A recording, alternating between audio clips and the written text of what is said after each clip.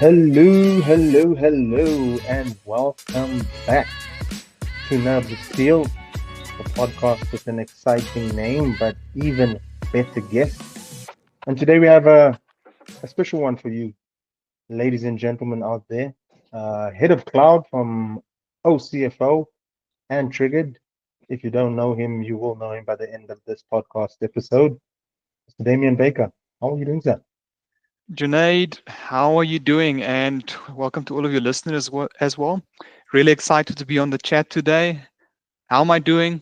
Excited to be a good start to the tax year. So I think it's off to a good start and quite keen to see what is happening for the rest of the year.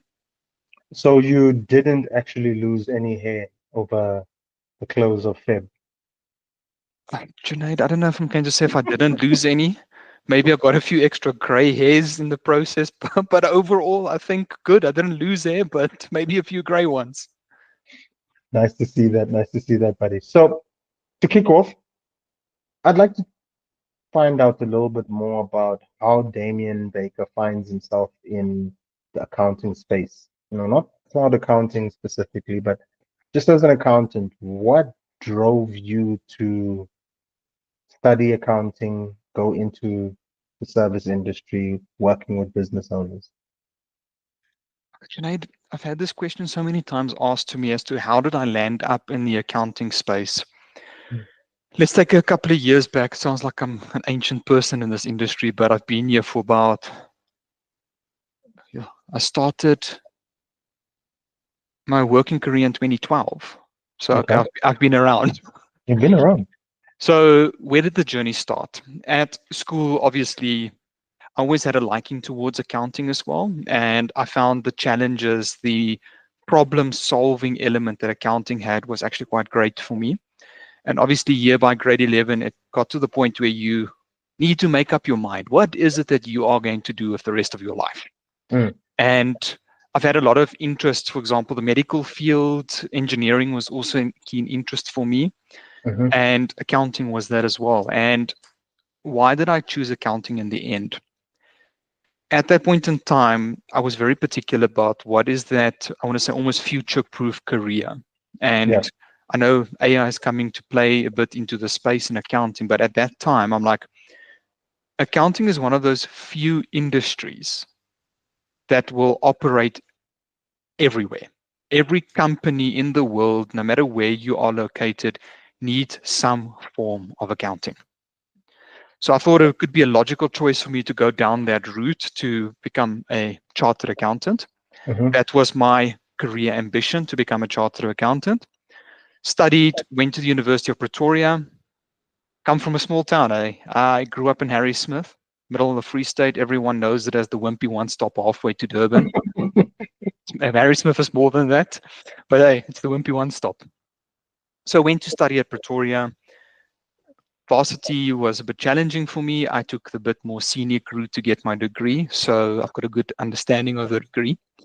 And after that, I did my articles, and I couldn't get into honors at the University of Pretoria because my marks obviously weren't the greatest. So Yeah. why am I going into the detail behind this? Is just to paint a picture that accounting is very different to anyone. Everyone's journey is different. Yeah. There's probably people listening today that passed everything with flying colors. They got distinctions for everything, cum laude at their degree. That's not me. Eh? Yeah. My journey wasn't that. It was tough. I really had to go through it, blood, sweat, and tears. Had to grovel to get my fees paid. But overall, just the journey to the accounting space was challenging for me. I had opportunities that I had to work really hard for to get, and I still believe I made the right choice as we sit here today, because And, accounting is one of those few industries that has a major impact on South Africa and the world as well. And I'm still quite happy with my choices. and where did you do your article? I did my articles at Grant Thornton, the Pretoria office. Okay. It was a great 3 years for me. And why do I say it was a great 3 years? Some people look at articles and they're like, oh my greatness, can this just end? Can this torture end? I saw articles as an opportunity for me to learn a lot. because you are exposed to different industries, you're exposed to different companies. I had manufacturing, stockbroker, wealth planners, financial services entities exposure. Mm. And it gave me this opportunity to understand how each of these companies actually operate. So it was a brilliant time for me. I learned a lot from really, really incredible clients that we worked with. And the audit partners that I worked with during that period was absolutely pivotal to my career, and they molded me into the person I am today. That's what I took from articles. Was it tough? Yes. Did I learn a lot? Yes. Did it outweigh the tough times? Without a doubt. Fantastic. Share with us your introduction to cloud, because I'm almost certain in 2012 at Grant Thornton you weren't using cloud technology. When did you when were you first exposed to the possibilities of a career in accounting with cloud as an enabler? Jeanette, I think during my articles, it started becoming more prevalent that some clients were transitioning over to the cloud. Okay. There was various tools. Obviously, in the initial start of my career, the first 2 years, there was a lot of desktop-based accounting that happened. Okay. I come from an auditing background, so we audited a lot of these. I did pure auditing. And a lot of these clients were on desktop software. And man, was that painful. I'm like, honestly, it is archaic, if I just want to put it this way. And in my third year, there was a few clients that started transitioning over to cloud accounting platforms. Mm-hmm. And some of them were like Sage 1, some of them were Zero at the stage, and there was a few QBOs at that stage. But where it fully started transitioning for me, my full journey to cloud was after my articles, I stayed on at Grant Thornton as an audit supervisor.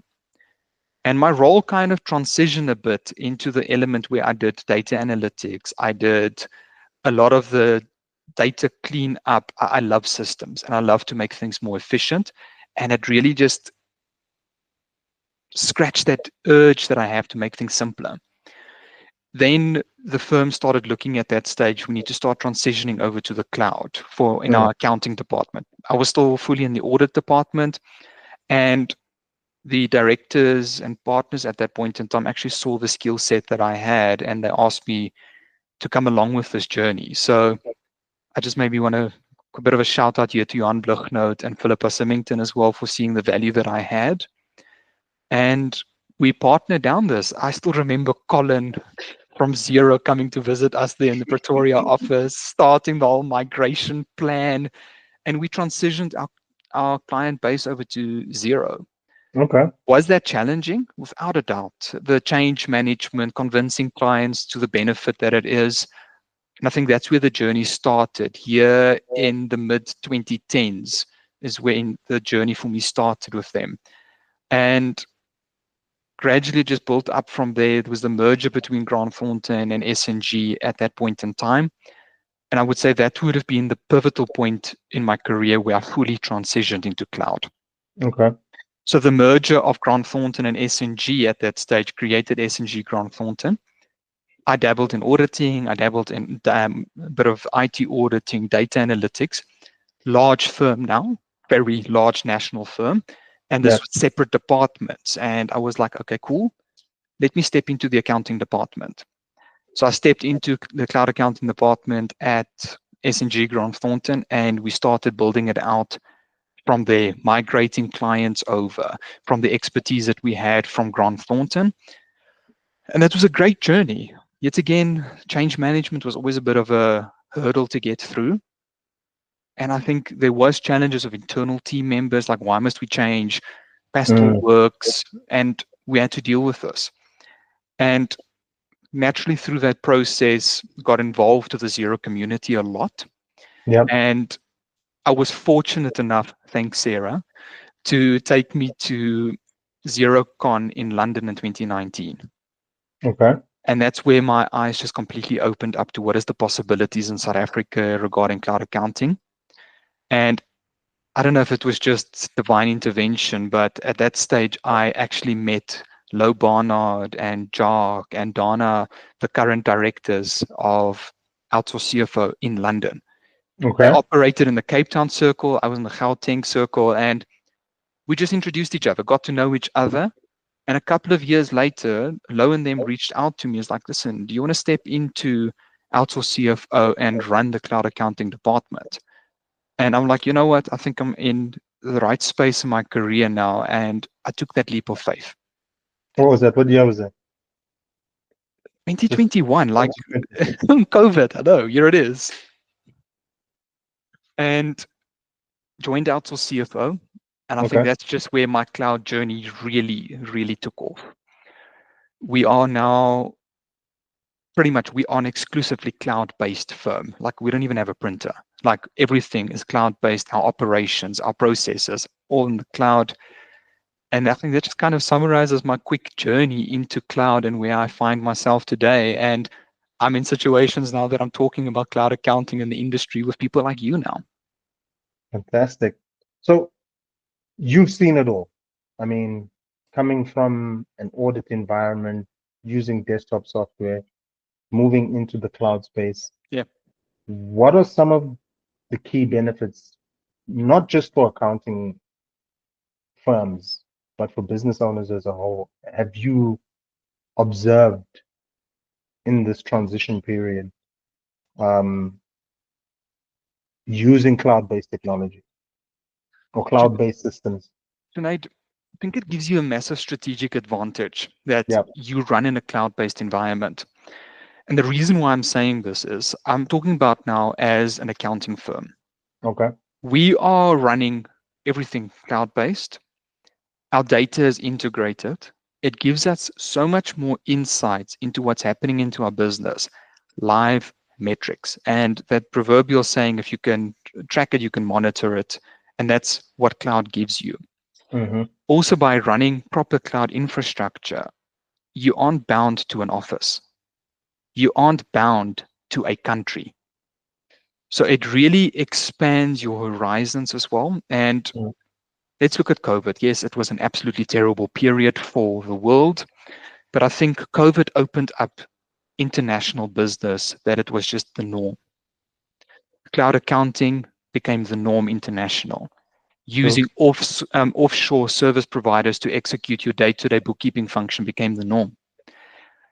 Interacting with service providers that specializes in marketing, social media became international, and it was really unlocked opportunities. And from what I've picked up is people that didn't capitalize on this really tough situation that the world went through and utilized the barriers that were lifted Mm-hmm. is finding themselves a little bit lacking at the moment. And that's just with being brutally honest about it. If you didn't embrace that, you are kind of now stuck into that natural barrier trying to get into it where the Yeah. others just adopted it. So, strategically speaking, cloud infrastructure gives you advantages about having insights into how your business operates, not just on a financial element, high level metrics that you can keep your pulse on it to figure out where the business is going. And additionally, it gives you the access to get resources that are anywhere in the country. I'm Yeah. talking about South Africa now. I've got team members sitting in the middle of rural Free State. I grew up in the rural Free State, so I'm saying there's incredible talent all over the country. And if you are bound by just a specific location, I think you are limiting your abilities. But obviously, if you don't have the right infrastructure in place, it's probably going to be quite painful for you to onboard team members that are sitting in the middle of nowhere, for example, Bethlehem. Yeah. Tell me a little bit more about these teams that you're supporting or teams that you're managing across the country. Um, you are head of cloud accounting for OCFO. I see on your LinkedIn it also says head of cloud accounting at Trigger. Mm. Now, what I know is that Trigger is based in the US, or is Our clients are based in the US, your clients are based in the US. but Tell we us a use little bit about that dynamic. How is it that you set that up successfully to have a team in rural Bethlehem, a team sitting in Cape Town, a team sitting in Johannesburg. How are you managing that? Junaid, the right systems. The cloud accounting platforms that we use, and obviously it's not just from a accounting system. It Yeah, is our CRM, it's our project management tools that we use, and it's just basic communication tools as well. yeah. Like we use the Google Eco Suite, Google Chats, quick Google Meetings, everything. Working on centralized documents within the Google ecospace is also pivotal for us being able to work like this. Mm, But managing the teams like this, it really comes from making sure that you hire the right type of team. mm, And I think from a South African point of view, we are very fortunate, and I'm being very adamant about this. We have really incredible talent in South Africa. yeah. And people that don't see that need to actually understand how fortunate we are. If we look at the rest of the world, the UK, US, Australia, New Zealand, wherever it is, Canada even, there's a major shortage of financial professionals. South Africa, we are still fortunate that we have quite a few financial professionals, but we need to Mm, protect that. But how do we make sure, Junaid, that everything works effectively? Is by starting to have the right team members on the mhm, bus. Without having the right team members on the bus, I guarantee you, you're going to create more headaches for yourself than is warranted. Rather take the time to hire the right team. We go through an extensive interview process, reference checks, various tests that we perform on the team members to make sure it's the right fit mm. technically, but technical knowledge can be taught. Okay. Yeah, But it's that willingness to learn and that willingness to self-manage is key. And we need to understand that culture fit as well. yes, If you bring people on board that's not the right culture fit for your organization, you're going to create so many headaches for yourself. Do I get it right all the time? No, we don't get it right. yeah. But then coming back to Junaid, outsource CFO, Trigger, we currently operate in, I'm better to keep track of this, but there's more than 50 countries international that we've worked with. Wow. Companies pretty much all over the world, but major focus areas are still South Africa and the United States. We have our sister company Trigger in the US, and Hmm. Outsource CFO is the Zero Partner of the Year in South Africa, and Trigger is the Bookkeeping Partner of the Year in the United States. Our clients on the US, and we're building out a great client base there, but all of the work is executed in South In South Africa Africa. Very because cool. we've got great talent here. Part of this is we want to make an impact in South Africa.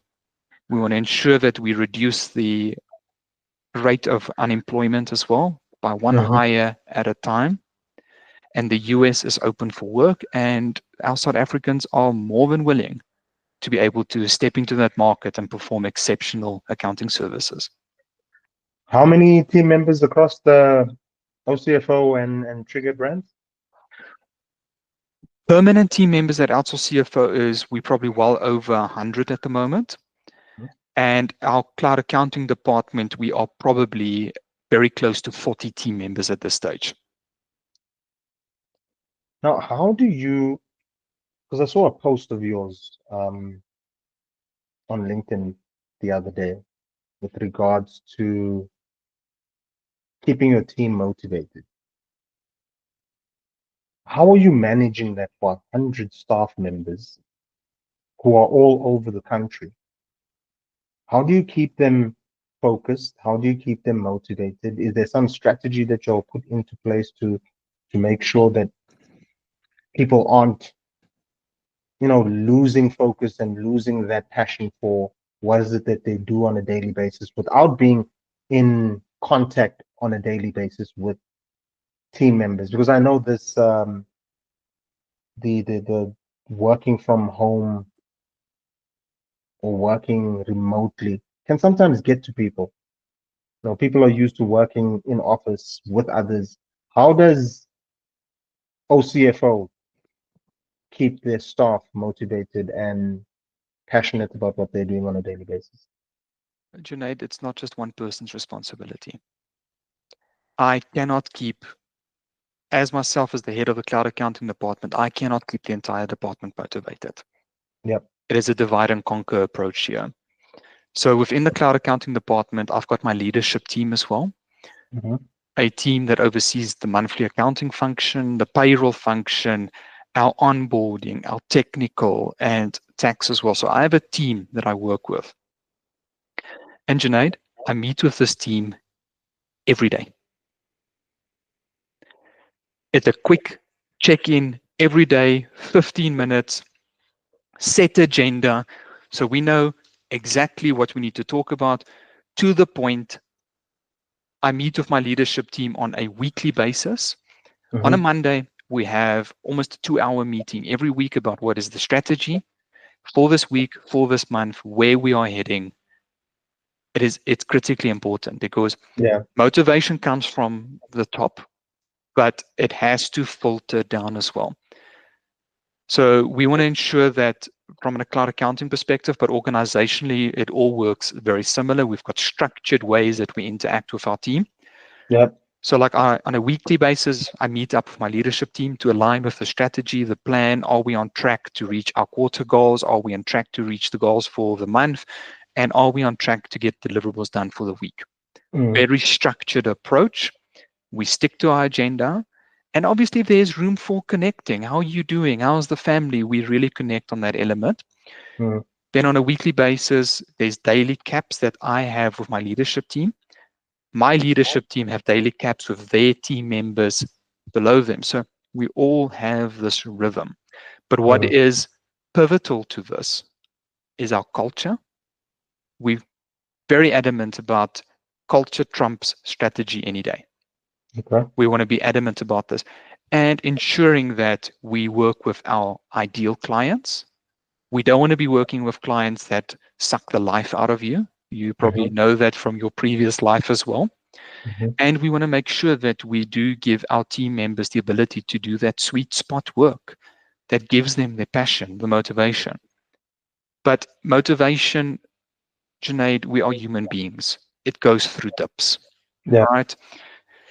And it's just important to understand where those triggers are in your personal life because work and personal life sometimes kind of gets intertwined with the remote work. And you just need to understand what are those triggers for you that cause a dip in motivation. And for example, I'll open up now. A dip in my motivation is sometimes when I feel my frustration levels start picking up. Mm. I'm like, wait a minute, this is going to impact my productivity. We have an initiative within Outsource CFO as well that we've got mental health days as well. Okay. You can take it. I think it's free a year on top of your leave. It doesn't come out of annual leave. It doesn't come out of sick leave. You can take it whenever you want to. No questions asked, just for that time to just gather your thoughts and clear your head a bit. And we also want to ensure that our team members use it. But it's a collective effort. It is not just one person's responsibility to make sure everyone is motivated. It's a team effort. Tell me a little bit more about the team culture, because we hear that a lot now in business. You know, you have to be a cultural fit for the team. You have to culture. As you just said now, culture trumps strategy. Was the culture that you guys currently have now, Mhm. has it come about organically, or is it something that specifically said this is how we want our team to function? Junaid, it's a long journey to creating the entire culture of an organization. Our starting point with this was that we sat down and we got to what are our core values as a Okay. firm. And honestly, I know a lot of companies have values out there, and it's not just this proverbial thing on the wall that people look at and say, yeah, yeah, whatever, it's our values. But we actively live our values at Outsource CFO. It comes to clients, Mm-hmm. it comes to our team, hiring, firing, irrespectively, clients, team members. We cannot have team members that does not align with the culture of our organization, because what it ends up doing in the long term is eroding how the team works. Mm-hmm. And culture is not just an element about something that's on the wall. You need to live it. Yeah. So we've gone through an extensive exercise.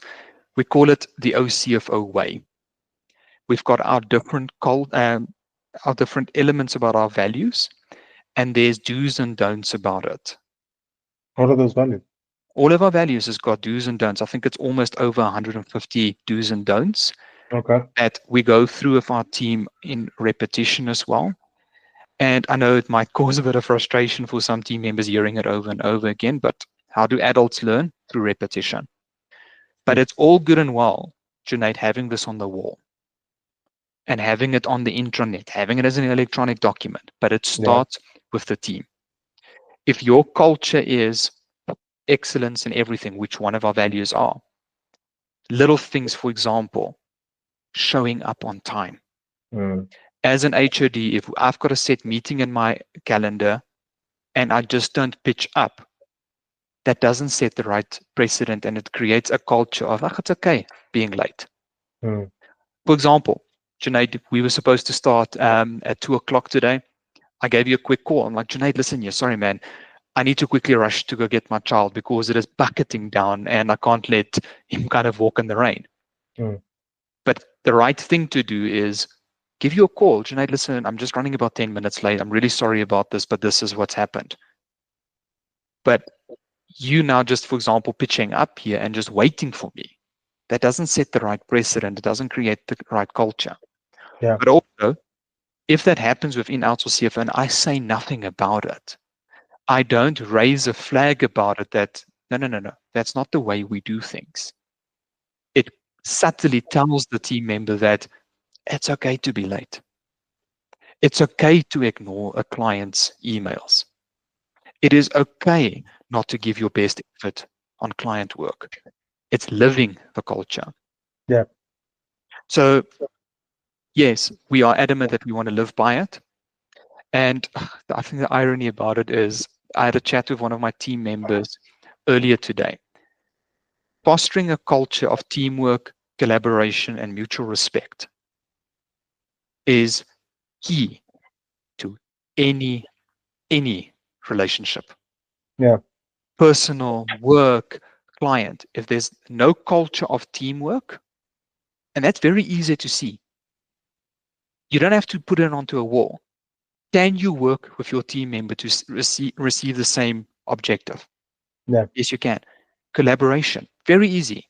If team members aren't working together, there's a bit of an issue there. We need to investigate it. It can't fester.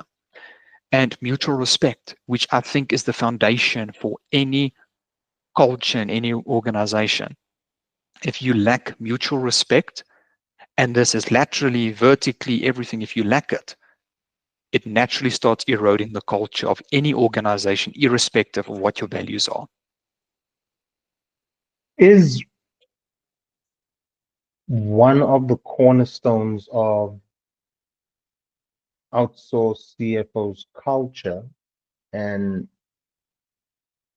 the everyday things that you do visibility, because ever since I've got into specifically the cloud accounting space, Mm, OCFO has been one of the most visible accounting practices in the space.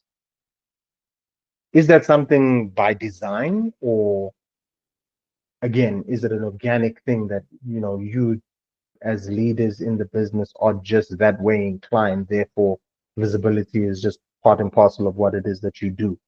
Because I see you post very consistently on platforms like LinkedIn about most things, if not everything, related to your business life.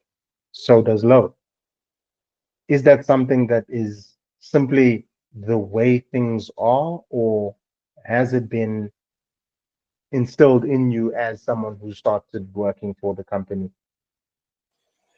Jeanette, I think it's a combined element here is, so you, can you, lawnmower, you can't hear that. No, I can't hear that. Okay, good. Noise cancelling works great. Thanks, Google. No, Junaid, I think it's a combination of this. Is it something that came naturally to the leadership team within Outsource CFO? Mm. For some, without a doubt, yes. For some, it's a learned behavior. For example, it came easy to me on certain elements to speak about certain topics. It's very easy for me to speak about it and share on LinkedIn, having chats about the way we operate, the way we do things. Yeah. But in certain elements, it had to be a learned behavior as well. There's certain topics that in the past I was a little bit uncomfortable to speak about. So it's just taking the time and practice. And honestly, Junaid, sometimes looking at my previous post, I'm like, wow, you said that. So it does happen. We want Yeah. to raise our brand awareness, South Africa and international. LinkedIn is a great platform for us to do that. Our public speaking that we do as well is also a great platform. Do we get it right always? No. But do we want to create content for people like you to comment on, for you to learn from it? And I'm glad that you read my post about motivation. It is how we as a firm operate as well. And Yeah. you can look at most of the leaders in our organization. We have very similar approaches to this, aligning with our strategy, aligning with the way we operate as a firm.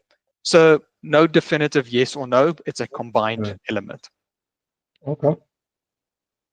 Let's pivot towards client relations. You know, speaking about the team, we seem to have an Mm. amazing team in place right now that's able to articulate the company's value and also what it is that you use from a systems perspective. One of the major concerns ever since cloud technology has come to the forefront has been security. And still, till this day, I have conversations with accountants around security, around how do I speak to my clients about the fact that I'm going to connect this bank feed and, you know, the bank is going to be logging into my, or the accounting software is logging into my bank. And, you know, the old school accountants, how they are. Yeah, yeah. How, how do you address these concerns with the clients that you guys are currently supporting? Tonight, it feels like I'm like an old stuck record on this. If you are currently on a desktop software Mm, and you do not back up your data on a daily basis onto a secure server that's also offsite, your data is not secured. I'm just being blatantly adamant about that. I've seen so many people in the past. No, no, no, man. My accounting data is backed up on a daily basis. I run a backup every single day. Yeah, it's on this flash disk. I'm like, where does that flash disk go? mm, No, no, it goes into my laptop bag. I'm like, okay, so when you go stop at Virgin Active this afternoon and someone does remote jamming for you, they take your laptop where your accounting data is actively running on and your mm. flash disk. How secure is that? So And that's now not your data, it's your client's data. 100%. Mm, So honestly, if you do not have exceptional backup procedures that's off-site, runs like clockwork, Junaid, honestly, your data is not safe. Okay. yeah. Now the element about, yes, online, you can be hacked and. Most of your cloud accounting platforms, I'm going to speak about Zero. I know it incredibly well, is Poppy, GDPR, all of that compliant, real great security elements. The data is backed off on multiple sites internationally as well, even in South Africa. Mm, That is incredibly secure. I have not had one instance where a client's data went corrupt, client's data was lost. But let's be realistic about this. It's not the cloud platforms that are at, how can I say, a security risk. Our security risk when it comes to these platforms, emails, banking profiles, name it, is mm. humans.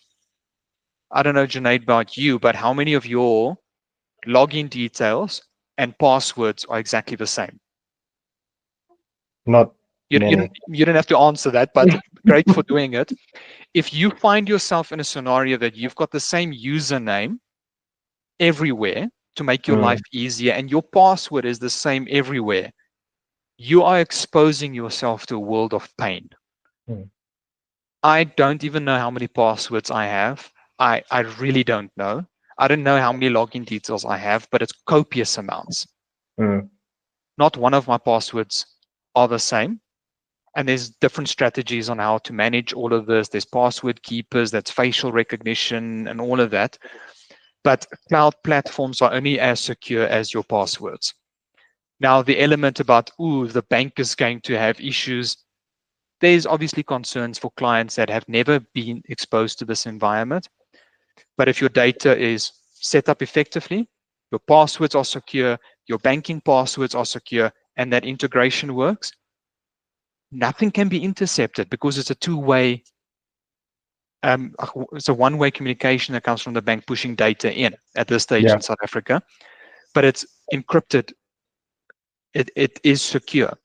yeah, But Junaid, if you are stuck on that element about online platforms being very dangerous and all of that, yes, there is certain risks exposed to it, but I honestly believe it's safer than running it all on archaic desktop platforms.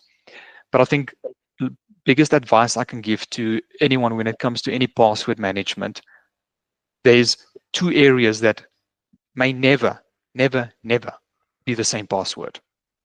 Your emails, so that's your Gmail, your Microsoft, whatever you're using, and your bank. yeah. As a minimum, those two must never be the same password because it's so easy. Honestly, Junaid, it's so easy to steal someone's email login details. It is simple to do it. Mm. There's YouTube tutorials how to do that. It's actually scary that it's available, but it's there. If they get into your email, I next get into logical thing is, everything. and also second factor authentication is key. I know like Zero, most of the cloud tools that we use enforce second factor authentication. That's just that extra level of security. And it creates a headache when you lose your phone and stuff like that and resetting all of that up. But rather have that little bit of extra headache. Now, besides Zero, what's your current app stack that you guys are making use of? Junaid, so let me talk about our clients per se. So we have this thing about a basic app stack. Mm, At the core of this, it is Zero. I always like saying Zero is like that green Lego sheet where everything plugs into. mm-hmm. So at the core of it is Zero. Zero by itself does a great function for most clients, but we want a little bit add-ons. So one of our add-ons as point is non-negotiable for us is Dext as well, so that it speeds up that data capturing as well. It also gives you better peace of mind that you don't have to go buy these lever arch files and have a dark, dingy room that smells like mold where you keep everything in paper format. As long as you take a clear picture that's not blurry, you can delete it, shred it, burn it, Mm, throw it away, whatever you want to do. So just naturally transitions our clients into the cloud ecospace. It makes our life simpler, their life simpler as well. Then obviously there's a payroll plugin as well. So we use Simple Pay. It gives our clients the ability to give their team members access to their own pay slips. So you don't have to do that admin. Print out pay slips, put it in a little envelope and hand it out to anyone. Come on. If you're doing that today, please come chat to us. There's better ways of doing it. It gives your organization the ability to quickly, from a high level, just see who's going on leave and when and where. It makes your life simpler. mm. And then a key fanboy of this product is Sift Analytics. Reporting, well done for Zero to acquire this, but it really gives us insights into our clients to a point that we can make informed decisions and just manage everything effectively. As a minimum, that is our basic app stack. As an organization, app stack obviously Zero is at the core of this. And I don't know how accounting firms in today's age run their firms without a practice management tool. And I'm going to say this again, guys, CRM is not a marketing tool. It's not. CRM is that glue that keeps everything together. Yeah. Who are your clients? What are you currently servicing them? What are their complaints? All of that should be going through a CRM system. And for a project management, you don't want to run these Excel schedules, keeping track of which project must be done now, which client has got provisional tax now. Have we gotten it 100% right at Outsource CFO? No, there's a few tweaks that we need to do, but we have made leaps and bounds from where we were a couple of years ago. Yeah. Being able to track effectively what is happening, who's got what project assigned to them, what is their capacity, what clients are allocated to a team member. If your firm gets larger, it becomes an administrative nightmare keeping track of that. Now, with what you just mentioned now, just with the core app stack in an accounting practice, specifically for yours, Yeah, how do you stay up to date with changes that are taking place within said core app stack or with new applications? Simply just looking at the Zero ecosystem, over 1,000 apps on that app store. How do you now, as the head of cloud division, just keep up to date with all these changes, all these new pieces of technology coming into the market? I can't. That's my first answer. It's Okay. too much. So I know that's probably not the answer that most people want to hear today, but you cannot. Yep. I am adamant if you want to try and keep up to date about Zero, Text, Sift Analytics, Unleashed, Deer, and just, there's thousands of them. Yeah. What's going to end up happening is you naturally going to erode your ability to provide effective services to your client. Mm. You cannot be an expert in every single app that is on the Zero App Store. You cannot. As an individual person, you cannot. It is rapidly growing. It is Mm. becoming an incredible space to see what's happening there, but you cannot. So, as an HOD of the department, I need to make sure that I have product matter experts in my team. Okay. I have a Zero champion. I have someone that understands Dext effectively well, so on and so forth. But also, I'm not going to service every single client that is coming our way. That sweet spot work, that ideal client base. And I am, for example, I know it as outsource CFO, we do not service clients in the restaurant industry. We don't, Okay. because it's yet again another set of apps that you have to stay on top of it, understand how it works. And this is where I'm leading to the thing about collaboration. Okay. And kudos to Zero to what they've done in the South African ecospace. They have broken down those barriers for accounting firms to speak to each other. I have clients that come on board. I want, for example, tall order, or I want these other softwares implemented. Mm. And I'm like, guys, we're not going to do that. It's not our area of expertise. I have a few um, very, very close people that I know in the industry that specialize in specific apps, specific industries as well. And it's not that I'm admitting defeat. No, sorry, we're not an expert at that. I'm not. But I'm going to put you in contact with someone that is going to provide you exceptional value because they are product matter experts and industry experts in that field. So it comes down to building those relationships and knowing where your area of expertise are. But at the Mm. heart of it, what is your core accounting product? That accounting tool that you use. Pretty much everyone in your practice needs to be a product matter expert about that product because that's key to connecting to everything else. Yeah. Then the other tools that you use as well. But Junaid, no, I cannot keep up to date with every single app that is out there on the market. It's next to impossible. No, I like that answer because it's a honest approach to a very daunting subject, because when you start talking to accountants about the app stack, it does start to become something of, oh, there's a lot of apps out there. I think I'm just going to stay on the things that I'm on. And that sometimes leads you to become one of these firms that's left behind.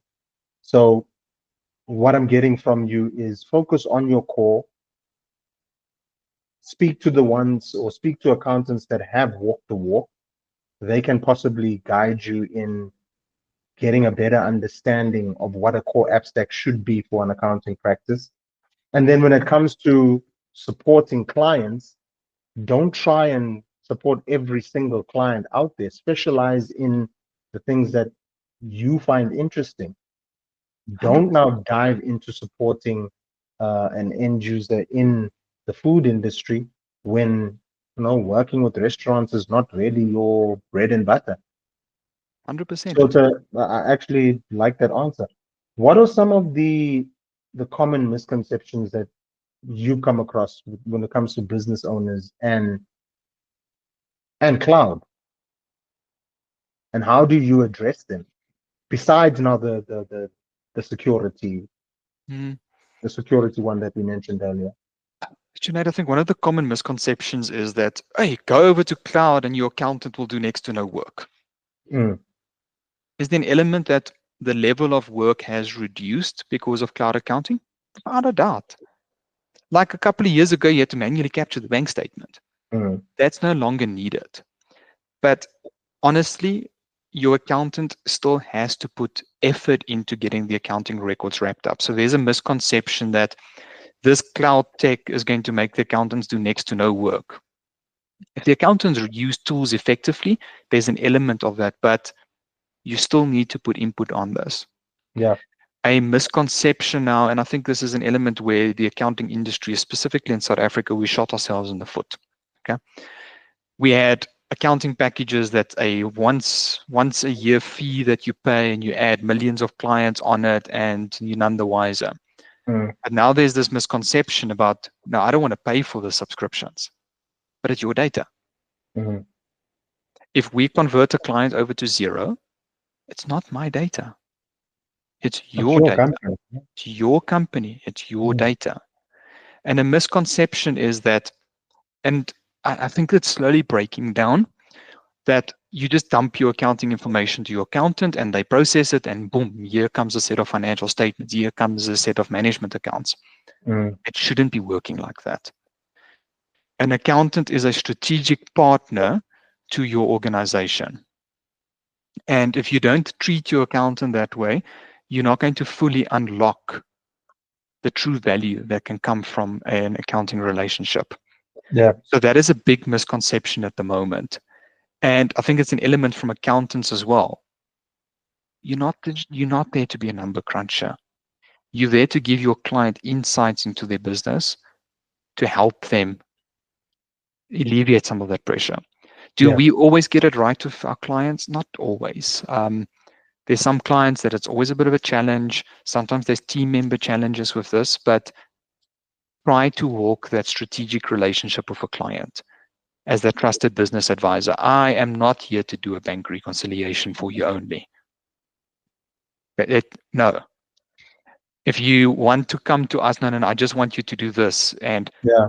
I just want you to reconcile the bank account. I'm like, probably not the right client fit.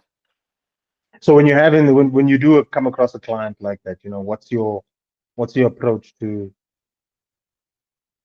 let's say, bringing you into the OCFO world? Because it always is the case that the end user or the business owner on the street has his understanding of what an accountant business owner relationship should be. And when reaching out to you, they impose those thoughts on you.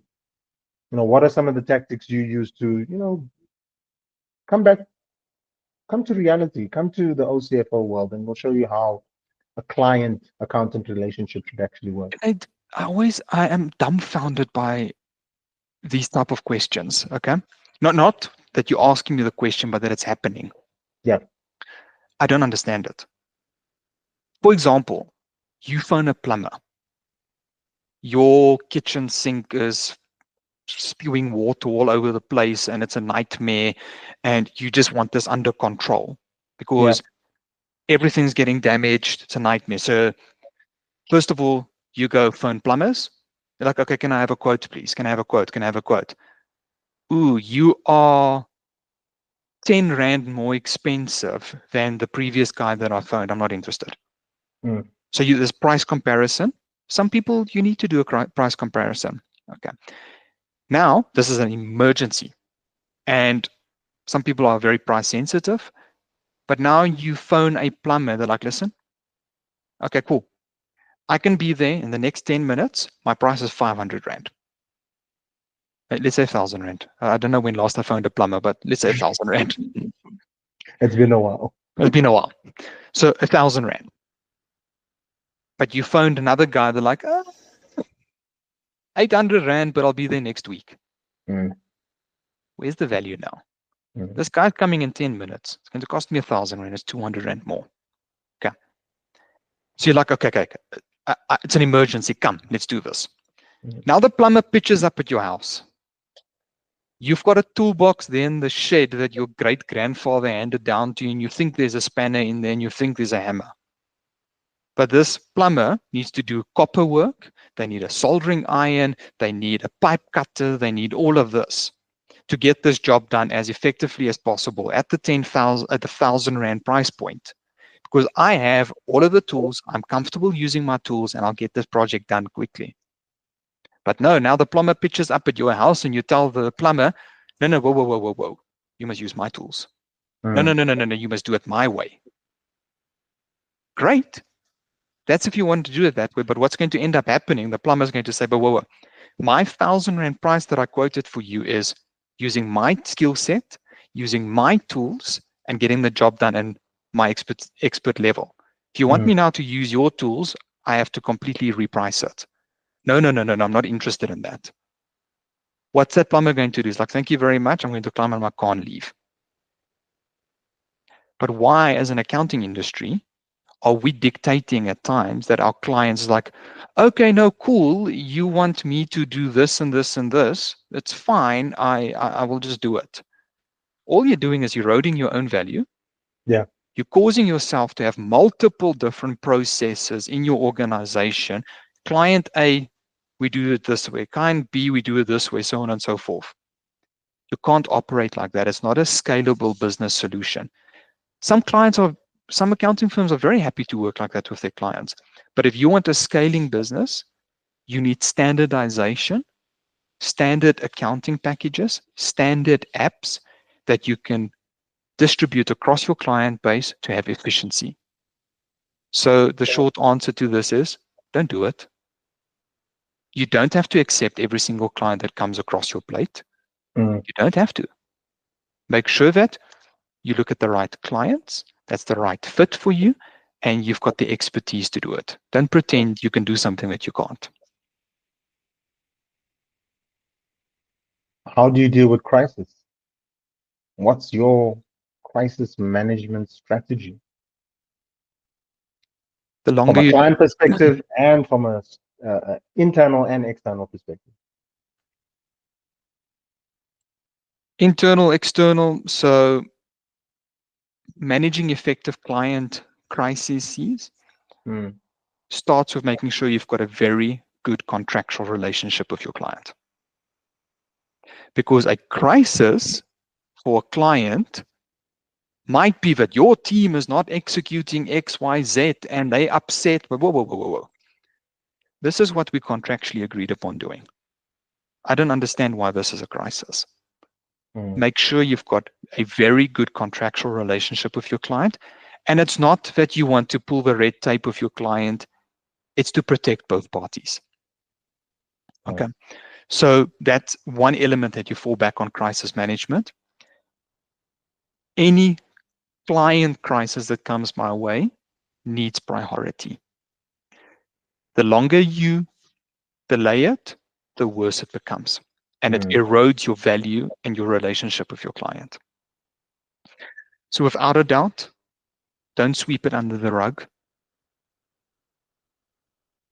Pick up the phone and Mm. phone your client immediately, or go schedule a virtual call or go to the client's premises and tackle it head on. And whatever crisis popped up, try and figure out what is the root cause of this, rectify that. And if it was because of a contractual misunderstanding, Mm. raise a question mark. Maybe your contracts are very vague. If it is a team member that did not bring their part, figure out what happened.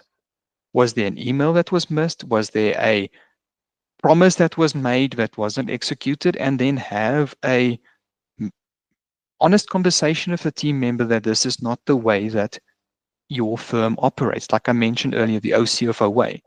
Yep. We don't create false expectations. Then when it comes to managing team members, which is inevitable, you're always going to happen. It's always going to be there. If you have the right culture fit people that you hire, you mitigate that a bit.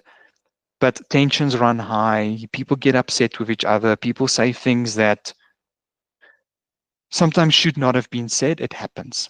Yeah. But the best way, in my experience, how we've dealt with this is just obviously having honest conversation with people. Embrace a feedback culture. Mm-hmm. I am very open to anyone giving me feedback about the way I lead, the way I manage. And sometimes it's not great. Yeah. That feedback sucks.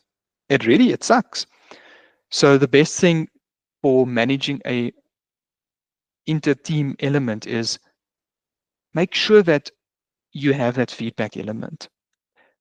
They know they can always give me feedback, but they need to know it's also going to come down to them when it's needed.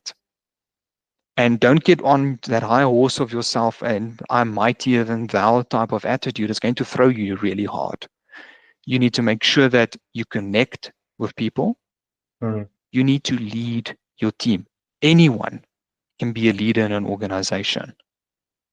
So make sure that you lead all of your interactions. Make sure that you are an accountable person. You'll mitigate that. But it's inevitable. It will end up happening, but you need to deal with it as effectively and as quickly as possible. What's some of the sucky feedback that you you receive? Hey, Junaid. Seems like you like digging into my soul at the moment. So, let me not name the team member today, but if she listens to this, she'll know who she is. So, we have this understanding in our cloud leadership team that if someone raises like Damien, I need a few minutes with you, I need to get something off my chest, Mm. you make time available for it. Yeah. And she sat me down. She's like, Damien, I know that you're a very ambitious person. I'm like, oh, where is this going now? And she's like, we are under a lot of pressure at the moment. Mm. Just tap it down a little bit. I've got this under control. Just leave me alone. I know what I'm doing. If I need you, I will ask for your help. The best thing is maybe take a week's leave. So that was like, man. Mm. Mm. But I'm just saying, I absolutely cherish Yeah. that openness that I have Yeah. with my team. If I'm now, and this is now I'm speaking to the leaders of other companies, other accounting firms, if you're not going to take that type of feedback from your team, you honestly need to kind of reassess how you are leading. Yeah. I heard that from my team. I'm like, fine, I'll leave you alone. But you need to have that type of element. And if the feedback comes your way, stand up, dust yourself off, and learn from it. But if you're not going to learn from it, you're going to repeat the same mistakes. And I think this ties back to that initial comment about motivation. Yeah. If you don't change, the other team members' motivation gradually Hold on. starts declining. Mm. Ripple effect. 100%. Mm. Now, you mentioned earlier that restaurants is something that you guys don't Mm. get involved in. Can you, what are some of the industries that you, let's not say specialize in, but what are some of the industries that you do work with? I am very keen to work with the entrepreneurial space. Okay. So entrepreneurial space, companies that are scaling and growing, I really, really love that industry. I also like the professional services, service type of industries. I'm not a very, how can I say, selling products company. I don't necessarily like doing accounting for those companies. Okay. Nothing wrong with it. It is just they need a lot of work. Yeah. And I think the element is that price point for companies that sell a lot of product and they want an outsourced solution. I'm honestly of that point in time, I think an in-house resource is probably the best solution for you. Right? And that's my Okay. honest feedback. So companies that are software related, they sell software products, they sell services, Mm. really a sweet spot for me. And these entrepreneurial companies that are growing rapidly, like that 10x type of companies, absolutely love working with them. I think it aligns with how we as an organization work. We're very entrepreneurial focused. We are a scaling company as well. So I think there's that combined learning, combined tears and crying that we can share with our clients as well, because we're going through it as well. Yeah. And how has that working with these sometimes different industries, how's it influenced your approach to business and to being a head of department? Junaid, if you're not learning from your clients as an accountant, I'm like, What are you what are you doing? doing? Mm. I've got absolutely incredible clients that run companies that are so dynamic. Mm. They are so well in tuned as an organization, like this well-oiled machine. Their leadership style is incredible. You need to learn from them. Mm. How they handle their client relationships. I'm like envious with some of my clients on how brilliant they are at managing client relationships. Mm. I'm striving to get the same type of relationship with my clients, but honestly, my one client is incredible at that. And I'm like, I pick his brain at how he handles his business. And if I'm not learning from him, what am I doing? Yeah. We kind of just building out our management style, our leadership, our client relationships by leveraging everything off each other. Mm. So if you're not learning from your clients as well, maybe need to maybe start considering that. What is one of those learnings, one pivotal moment of engaging with the client that you could say, yes, that is something I've taken from a client and I'm still using it today in the way I operate with my team, the way I operate in my daily life. Is there something that you could say, took that from a client and I ran with that thing? Junaid, this comes from my auditing days. Mm. There's this one guy that we work very closely with, and my word is my bond. That was the statement that he gave to me as well. I'm like, that's actually quite heavy, making that Mm. comment. Mm. Obviously, he's a very animated character. Language that he used, I can't necessarily repeat here, but be that as it may, is like if you commit to something, get it done. Mhm. Because if you commit to something and you don't get it done, you can just as well go to that client and tell them, listen, I think we just need to terminate this contract because clearly I'm not valuing you. Yeah. That is intense when I heard him interact like that with a client. So it boils down to commit to your clients effectively, make sure that you give them the value that they need. And if you can't, you really need to like take a look at yourself and kind of figure out, why am I not valuing this? Because if Mm. you can't value a client, then why are you servicing them? So I think that was one of those pivotal elements for me. And same guy, really put a lot of respect for him. Mm. He's like, listen, you've got 2 ears and one mouth.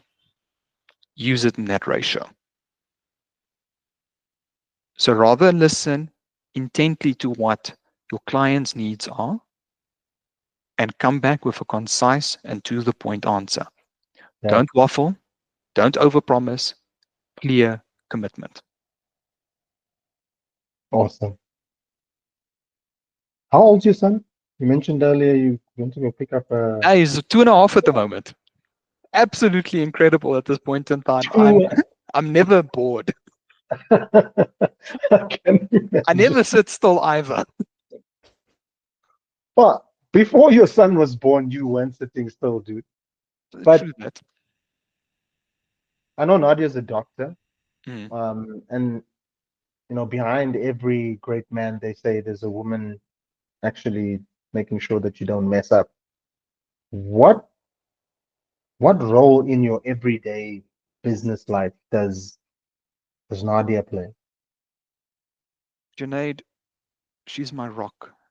Yeah, She's my everything. She grounds me. She makes me strive to be a better person. yeah, My life would be probably completely lost if she wasn't there for me. We are a partnership, we a team, and we need to function like that for both of us to thrive. yeah. So definitely, I wouldn't have been where I am today if it wasn't for her. We've been together for how long now? Junaid, like forever. We started dating in 2008. Yeah, 2008. We were married in 2012, so it's like 13 years that we've been married. So she took about 10 years to raise me first before we had a child. She did a great job at that. And did now, a very good job. now we're raising a child together. But yes, she's also runs her own business, like really kicking ass. And I'm really, really proud of her as well. And I can learn so much from her empathy. How, as a doctor, she's incredible with people. I'm kind of Yeah. envious about that. Like I said, if I can just have a bit more empathy from what she has with her clients, obviously, I think I'll be an incredible team member there. What do you have on her? Because she's a beautiful woman, and I'm joking. I mean, I don't know. I don't know. Maybe I was just lucky. very lucky, very, very lucky. Your son, 2.5 years old. What has he taught you about life? Junaid has taught me a lot about myself, Yeah, my frustration levels. yeah, I'm in tune where my frustration levels is. Okay, but all jokes aside, the little ones do teach you a lot. yeah, They really, really do. And I think it's that unconditional love, eh? It's incredible to see it. yeah. And I don't know, that experiencing something for the first time again through their eyes. Yeah, yeah, yeah. I Oh, it's just amazing. For example, Wilbur the other day saw a helicopter for the first time in his life. He's always seen the things in the sky, not fully comprehending what it is. Mm, And he's like, wow, helicopter is like that amazement about seeing something through their eyes is just incredible. And also having him has really kind of taught me to prioritize time. mm, I can't be stuffing around during a day-to-day basis, wasting time during work if you want to, which I don't do. But if I am not running efficiently during a day, then it naturally spills over that I have to catch up work in the evenings and jeopardize that precious moments that I mm, have with him after work. So efficiency became better as well as a result of being a father. I think also surviving with less sleep. I think you kind mm. of got used to that, but it's becoming better now. But it's Oh, just, he's sleeping through the night. yeah, it's like celebrate the small wins for everyone that Mm, is listening. Your child's not yeah, sleeping through the night, get a sleep consultant. It's the best thing you can do. But it's definitely, Junaid, the family dynamic. And it's also given me the ability to look at my wife in a very different way as well. mm, She's this amazing person, and her bond with him. Sometimes I'm jealous about it because I'm like, daddy doesn't mean anything. Sometimes mommy is everything. mm-hmm. But it's just appreciating her in a very different light. She's incredible with him, and it's just made me love her even more. And this little one has just opened that up to my eyes, and I just love being a father. It's such an amazing journey, but man, it is challenging. Let's say, for instance, this young man opts to become an accountant in his future. What type of future do you see in said accounting industry when he's 28, 29 years old? Junaid, Have you ever thought of that? Is that ever does that ever cross your mind? You know, what's the future of this industry that I love so much? And let's say, for instance, I leave. mm, I'm now CFO of OCFO, or you create your own brand, and that young man joins you. Have you ever thought about what that future looks like? Junaid, you'll think I'm probably odd, but it is something I think about quite often. The future of what accounting will look like. Yeah. So if I could now give Wilbur advice about what skill sets you need to step into the future accounting role, you need to fully understand technology. Mm, You need to become, what is that statement, a tech native or something? yeah. You need to become as comfortable with technology, programming, and the people skills. I honestly believe in the next 25 years per se, the technical knowledge is not going to be that pivotal element. It's that emotional intelligence, Mm, connecting with people, understanding tech, interpreting data is going to be honestly key factors. mm, Would I want Wilbur to go into accounting one day? I think it would be cool. mm. I would want to be his mentor one day, but maybe he's leaning towards going into the medical field. But hey, let's see. Hey, there's the best of both worlds, eh? Got But the numbers on definitely, one side, and got the caring on the other side. but irrespective of which industry it is, Junaid, I honestly do believe I need to mentor him in an ability that he can become a leader of people Yeah. because that skill set, irrespective of what technology there is, if you effectively can work with people, understand the emotional cues, I really think you're the world your oyster, no matter what industry you're Advice for aspiring accountants coming into the game in 2025? in. So the guys coming into the industry this year, Mm, be a sponge, absorb everything throughout your articles, throughout your working career. And this is not just technical information, which is key, but that human connection, understanding how your clients operate. You never know that one amazing process you saw with a client that they had. You might one day open that filing cabinet and say, haha, I remember this. This is how it worked effectively. mm. And Junaid, I think this is something that's completely underrated, but build connections. As of today, I still have connections from university days, my Yeah. article days that I can leverage off. A client needs an attorney that specializes in competition law. Don't worry, I have a person for you. I have a client that's got a problem with a structural design for their new building. Don't Mm, worry, I've got a civil engineer that can help you with that because I just build connections as I went through my career. Leverage those because you never know how much value that would have one day. It doesn't mean you're going to make money from it, yeah. but it just gives your client that, listen, Damien helped I, me out. yeah. I don't need to go shopping around. I got a trusted advisor right here in everything and most things that I need. Without a doubt. And you helping a connection that you had in the past. And who knows what referrals can come from them one day. Mm. It is that interwoven connection base. And for any accountant going into the future, please get out of your shell. The accounting industry is a people industry. You don't just sit behind a desk. Go to networking events, speak to people, Yeah. collaborate with other people. That's where the future is going.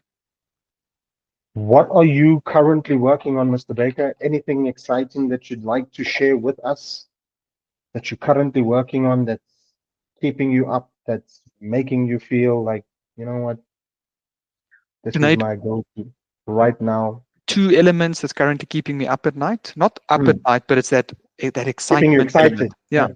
which also keeps me up at night. Catch 22 situation, eh? Yep, yep, yep, yep.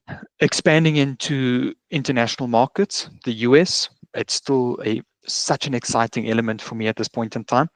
Hmm. And the other exciting factor for me is my leadership team, upskilling them Yeah. to the point where they own their reporting areas, so much so that I don't need to help them anymore. Because if I get that right, their scalability, it's that natural element of an organization growing. If you're not developing the people below you, you are really heading to the point where you'll pretty much just close your doors. So those are the two exciting things that I'm working on at the moment. Are they easy? No. Are they challenging? Yes. But do I Yeah. love it? Absolutely.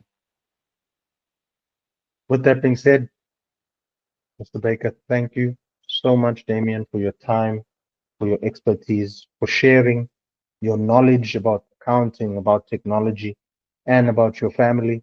Um, I'm sure all our listeners will take a lot of value from this. And we'll touch base again on the whole offshoring topic on another episode. But for now, let's leave it there. Thank you for that, sir. Junaid, thank you so much for your time. I really appreciate it. And hey, who knows? I'll be chatting to you soon. Ciao, ciao. All right, man. All the best.